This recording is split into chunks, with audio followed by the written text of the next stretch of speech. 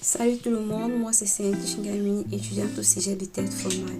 Alors aujourd'hui, je vais vous parler et présenter comment réaliser un alisage ou comme l'on l'appelle souvent un perçage sur une pièce cylindrique pleine. Alors pour commencer, nous aurons besoin d'un brut, bref notre pièce cylindrique pleine, que nous allons monter sur un mandrin à 3 mots, puis bien la serrer. Notons déjà que, comme sur une perceuse à couleur, le perçage sur un tour se fait à l'aide d'un fourret. Nous aurons à suivre les étapes suivantes. D'abord, le centrage. Le centrage ici qui se fera à l'aide d'un fourret à centrer. Le fourret à centrer qui sera fixé sur une poupée mobile.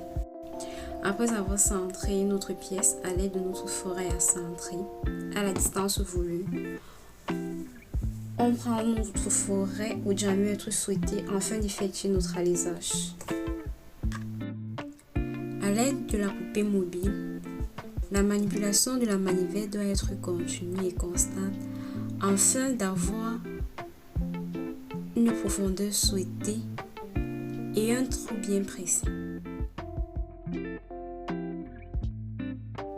Le perçage avant trou ou pré-perçage est nécessaire si et seulement si le diamètre de la pièce est supérieur à 1,5.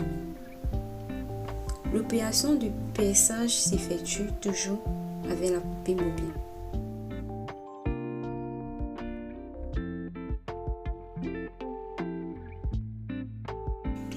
Il y a une autre façon de réaliser un alisage sans toutefois passer par un centrage et un pré-perçage.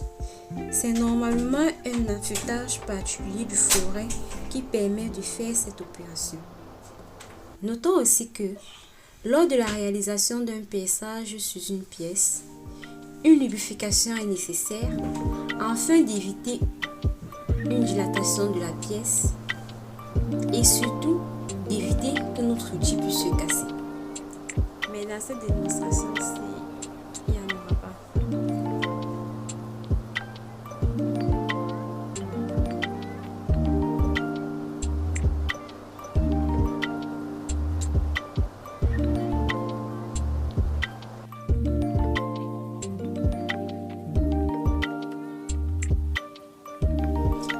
Pour éviter le phénomène de flexion, on peut utiliser une canne en bois dure en appui contre le fourret.